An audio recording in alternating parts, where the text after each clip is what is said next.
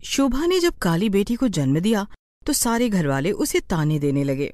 अरे इससे तो कोई उम्मीद ही करनी नहीं चाहिए थी। एक तो बेटा नहीं दिया और ऊपर से काली कलूटी बेटी पैदा कर दी।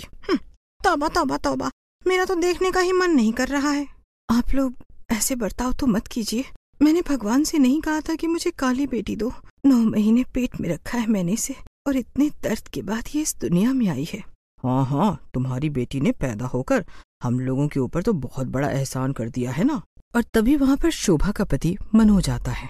मेरी माँ बहन से बहस कर रही है, शर्म नहीं आ रही तुझे? ये काली बेटी पैदा करके तू क्या दिखाना चाहती है? मैं चाहूँ तो खड़े खड़े तुझे घर से बाहर निकाल सकता हूँ। ये सुनकर शोभा डर जाती है और अपनी बेटी को अपने सीने से लगा लेती है। आप इतनी बड़ी बात कैसे बोल सकते हैं? पिछले 3 सालों से मैं आपके साथ हूँ, आपके घर परिवार की देखरेख करती हूँ। आपके साथ अच्छा बुरा हर तरह का समय बिताया है मैंने। तो मैंने क्या तेरे लिए कुछ नहीं किया है? पहनने के लिए कपड़े दिए, खाने के लिए खाना दिया, और क्या चाहिए था तुम्हें? और तुझसे इतना नहीं हुआ कि एक बेटा दे देती? उस समय शोभा ने चुप रहने में ही अपनी भलाई समझी। धीरे धीरे समय बीता और उसकी बेटी, जिसका नाम उसने बहुत प्यार से अदिति रखा, अदिति 5 साल की हो गई थी और स्कूल भेजने के लिए शोभा मनोज से रिक्वेस्ट कर रही थी। कहाँ से लाऊं तुम्हारी बेटी को पढ़ाने के लिए पैसा? पहले इसकी पढ़ाई पर पैसा खर्च करूंगा, फिर इसके लिए एक लड़का देखूंगा, और उसके बाद इस काली कलूटी के लिए दहेज देना पड़ेगा। आपकी बेटी है, ऐसी बातें तो न करे। कम से कम पढ़ने का अधिकार तो इसको मिलना ही चाहिए ना। माँ बाप का क्या पता कब तक साथ है। ये अगर अपने पैरों पर खड़ी हो गई तो अपनी दुनिया खुद बना लेगी।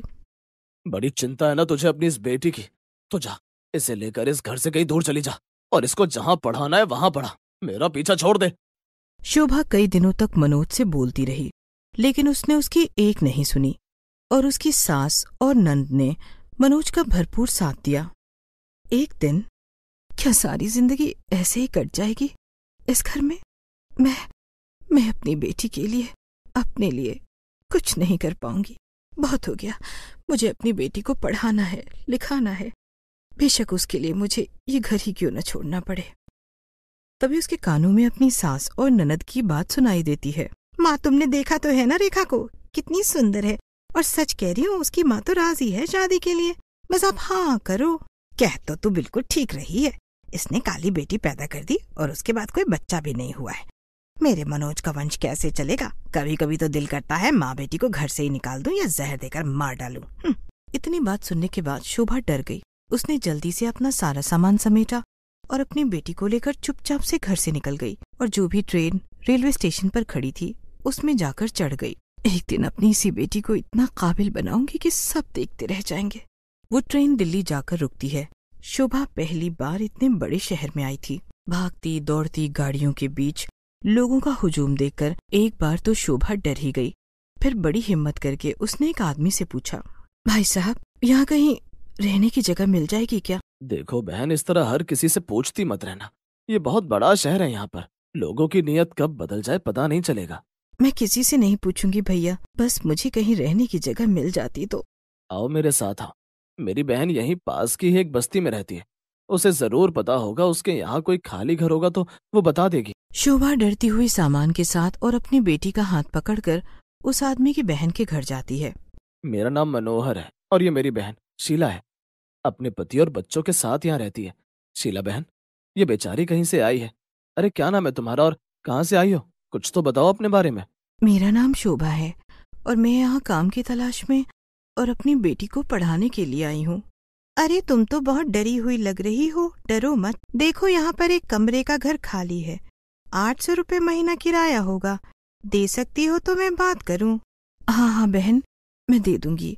बस मुझे कहीं पर काम मिल जाता तो साथ में आपकी बड़ी कृपा होती। देखो बहन, ना तो हम तुम्हें जानते हैं ना तुम हमें जानती हो।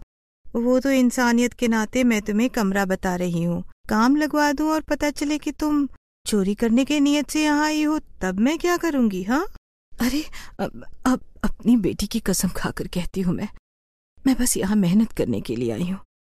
अपनी बेटी को पढ़ा लिखा कर कामयाब बनाने के लिए आई हूँ। शीला उसे कमरा दिखा देती है। उसके बाद वो उसकी नौकरी भी लगवा देती है।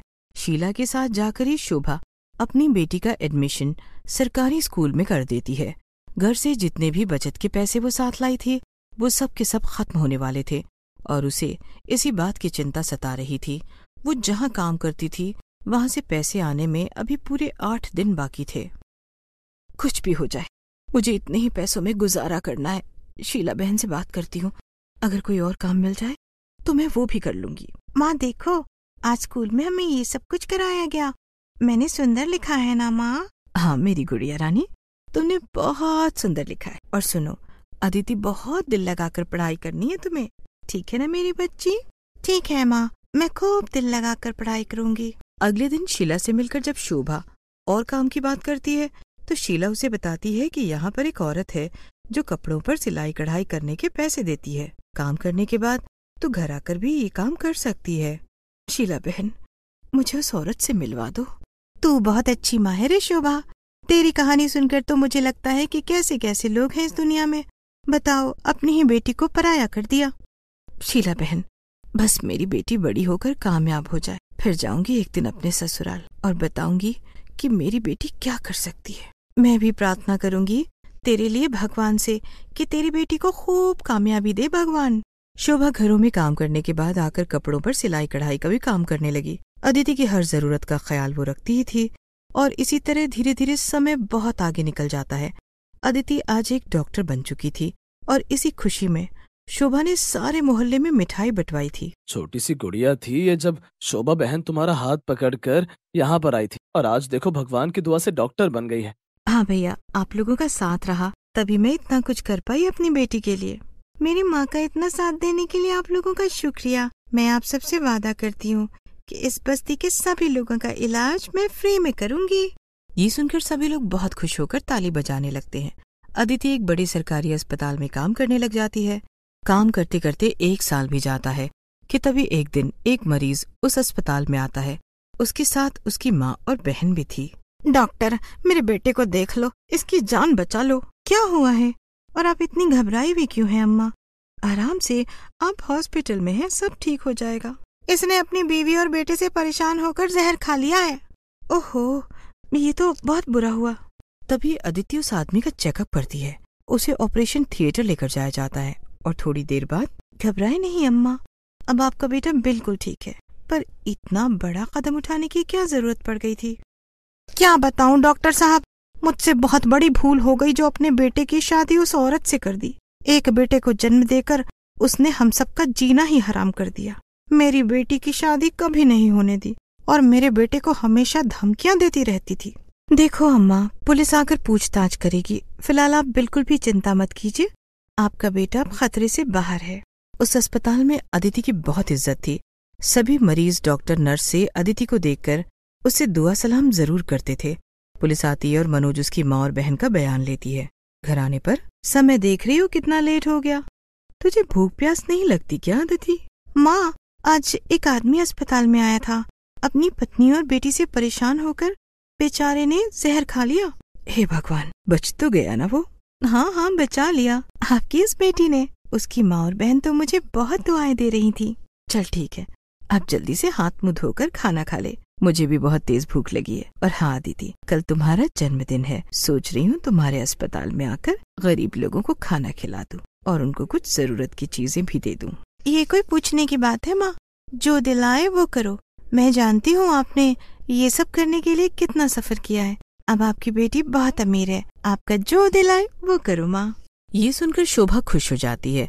अगले दिन सुबह घर में पूजा पाठ करने के बाद शोभा अदिति को आशीर्वाद देती है और फिर अदिति की गाड़ी में नौकर के साथ सारा सामान लेकर वो अस्पताल आती है। माँ, मैं जरा मरीजों को देख लूं, तब तक आप छोटू के साथ मिलकर सबको खाना खिला दो और सामान बांट दो। ठीक है बेटी। फिर अपने नौकर छोटू के साथ मिलकर वो पैकेट में लाया हुआ खाना मरीजों में बांटने लगती हैं। और तभी एक हाथ शोभा के आगे आता है।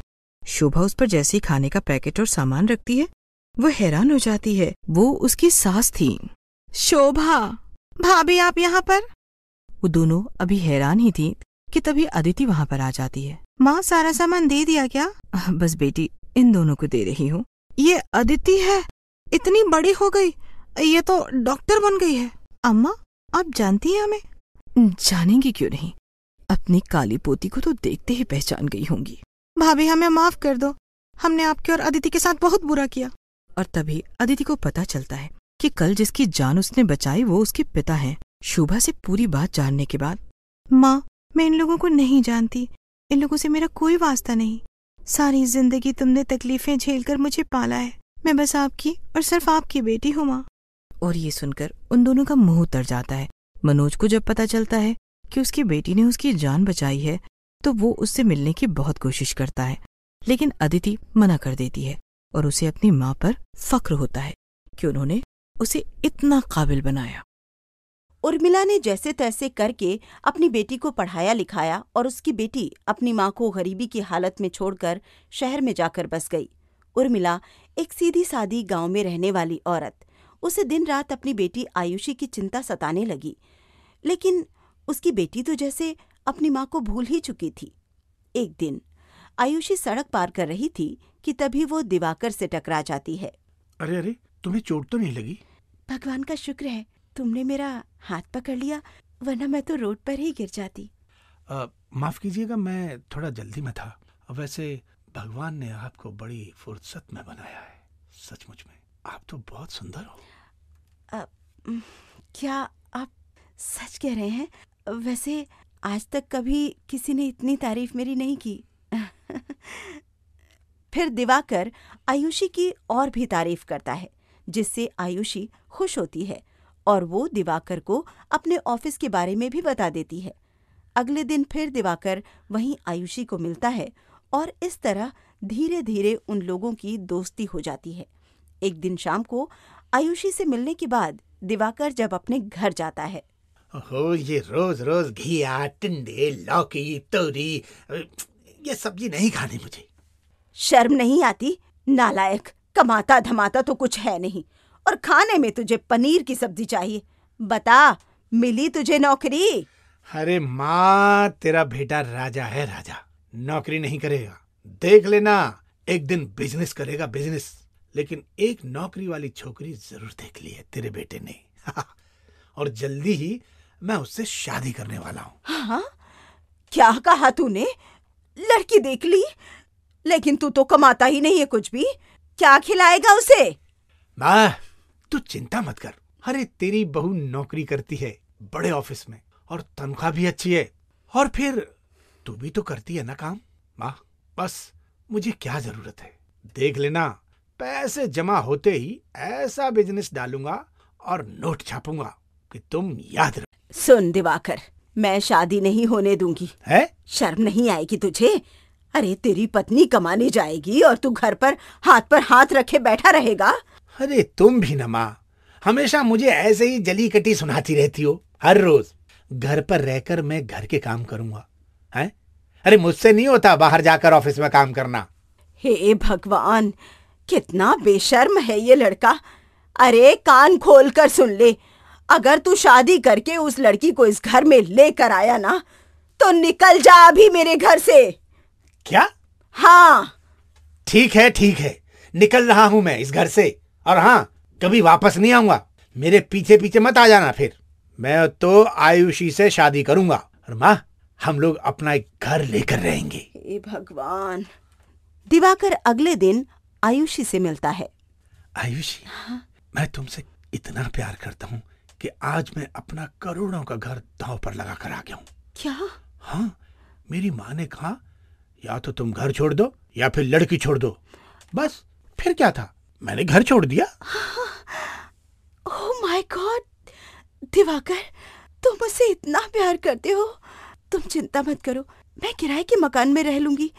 हम लोग दोनों साथ रहेंगे। लेकिन दिवाकर, लोग बातें बनाएंगे, क्यों ना हम लोग पहले मंदिर में जाकर शादी कर लें? अरे नेकी और पूछ ठीक है, चलो हम जल्दी शादी कर लेते हैं। पर आयुषी, मैं अपने साथ कुछ लेकर नहीं आया। मुझे नए सिरे से अपनी जिंदगी शुरू करनी होगी। बताओ, तुम मेरा साथ दोगी ना? हाँ दिवाकर, मैं हमेशा तुम्हारा साथ दूंगी। ओ मेरी प्यारी आयुषी। वो लोग मंदिर में शादी कर लेते हैं। आयुषी दिवाकर को अपने घर ले जाती है। उधर गांव में उर्मिला लोगों की बातों से परेशान होकर शहर आ जाती है और काम की तलाश करने लगती है। तभी एक दिन उसकी मुलाकात दिवाकर की माँ से होती है। तुम तो उर्मिला हो ना? मुझे पहचाना? मैं कजरी। अरे कजरी, तू मुझसे पहचानी ही नहीं गई। अरे कैसी है तू? अरे यहाँ फुटपाथ पर क्यों बैठी है? चल, मेरा घर पास में ही है। दोनों सहेलियां चाय पीते हैं और बातें करेंगे, ठीक है? और फिर उर्मिला कजरी के साथ उसके घर आ जाती है। वो एक छोटा और सादा सा घर था। घर के अंदर कुछ बर्तन और थोड़ा बहुत सामान था। तू यहाँ रहती है? तेरा तो एक बेटा भी था ना, वो कहाँ है? हम दोनों की आखिरी मुलाकात तभी तो हुई थी जब मैं अपने बेटे दिवाकर को लेकर मायके आई थी, और तुम अपनी बेटी को लेकर। क्या बताऊं, मेरा बेटा तो नालायक निकल गया, मुझे इस हालात में छोड़कर चला गया। ये तू क्या कह रही है? मेरे साथ भी बिल्कुल ऐसा ही हुआ। सच कहते हैं लोग, औलाद पर तो कभी घमंड करना ही नहीं चाहिए, ना जाने कैसे निकल जाए। मेरी बेटी को पढ़ने का बहुत शौक था, मैंने उसके सारे शौक पूरे किए, और जब उसे नौकरी मिल गई तो उसने अपने गरीब माँ को पूछा ही नहीं। ये कैसी भगवान की माया है, हम दोनों सहेलियों के साथ एक जैसा हुआ। तू बता, यहाँ कहाँ रह रही है? क्या बताऊं, मैं तो काम की तलाश में शहर आई हूँ। गांव में सब लोगों ने मुझे बातें सुना सुनाकर मेरा जीना हराम कर दिया था। सब मुझे ताना देते थे कि इतनी मेहनत करके बेटी को पढ़ाया, और देखो बेटी छोड़कर चली गई। यहाँ तो रहने का कोई ठिकाना ही नहीं है। अरे तू रहने की चिंता क्यों करती है? चिंता मत कर, ये घर है ना। क्या मैं इतने बड़े घर में अकेले रहूंगी? तू रहना मेरे साथ। अरे एक से भले दो हो जाएंगे, कम से कम एक दूसरे से बातें करने वाला कोई तो होगा। ठीक है, पर एक शर्त होगी मेरी।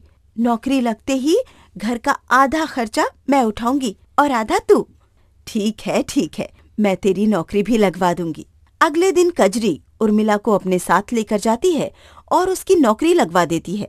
अब दोनों सहेलियां सुबह इकट्ठा निकलती, काम करके शाम को भी इकट्ठा ही घर आती।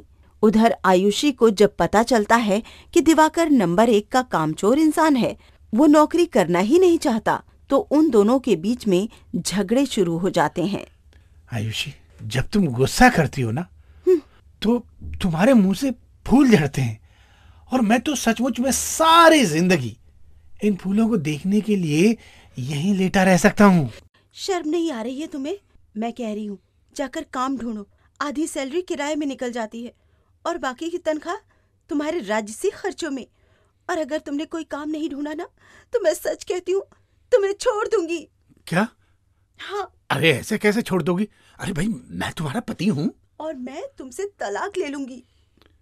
ये कहकर आयुषी काम पर निकल जाती है और दिवाकर चद्दर तान कर सो जाता है। उधर एक दिन कजरी और उर्मिला बातें करते हुए घर की तरफ आ रही थीं। बाप रे बाप, शहर में तो औरतों के नखरे ही बहुत हैं। पूरा दिन मेहनत करके काम करो और उसके बाद भी उन्हें लगता है कि हम काम चोरी कर रहे हैं। सच कह रही है बहन, मैं भी दुखी हो चुकी हूँ। अब बुढ़ापे में क्या और किसकी बातें सुननी पड़ेंगी, समझ ही नहीं आ रहा। इससे तो अच्छा हम आलू सब्जी पूरी बनाकर बेचे तो पैसा कमा लें। क्या लाख टके की बात कही है।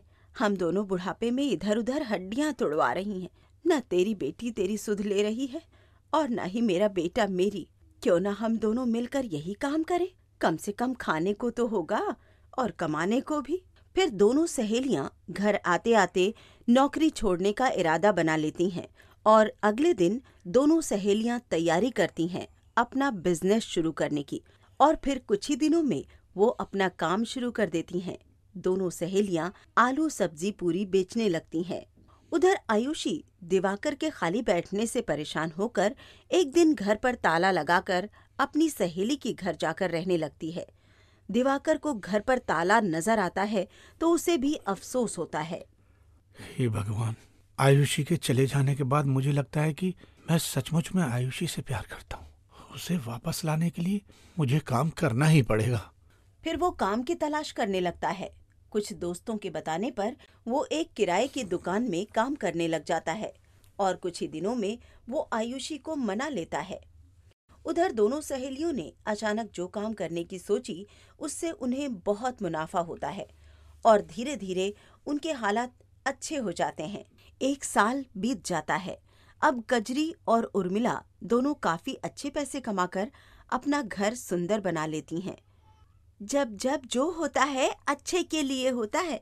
ना मैं गांव से शहर आती, न तेरे से मिलती, और ना इतने अच्छे हालात होते। सच कहा उर्मिला, अब थोड़ा सर उठाकर जीने का समय आ गया है। सारी जिंदगी जी हजूरी में निकाल दी। समय अच्छा चल रहा था। एक दिन आयुषी दिवाकर को बताती है कि वो माँ बनने वाली है। अरे वाह, ये तो बड़ी खुशी की बात है। लेकिन मुझे डॉक्टर ने बोला है कि मुझे आराम की जरूरत है। दिवाकर, अब मैं नौकरी नहीं करूंगी।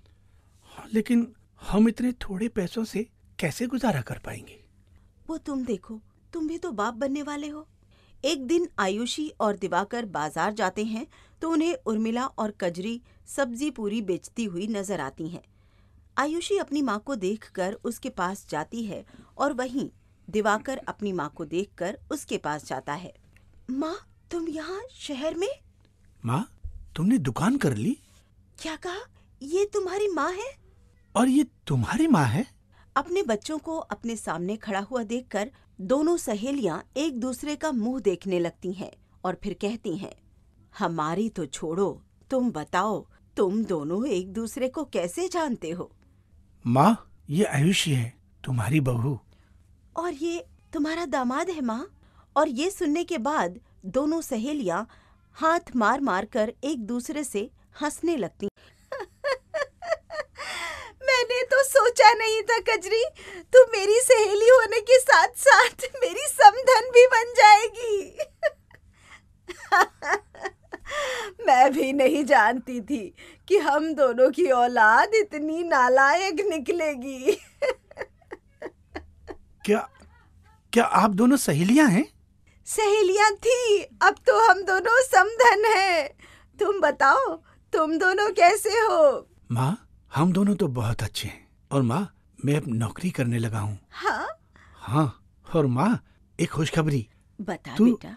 तू दादी बनने वाली है। हाँ? हाँ, और सासू माँ, तुम नानी बनने वाली हो। क्या कहा? सचमुच में? ये तो बहुत बड़ी खुशी की बात है। हाँ हाँ, सचमुच में बहुत खुशी की बात है। माँ, आयुषी को डॉक्टर ने ज्यादा काम करने से मना किया है। देख बेटा, मैंने खुद से तुझे पाल पोस कर बड़ा किया है।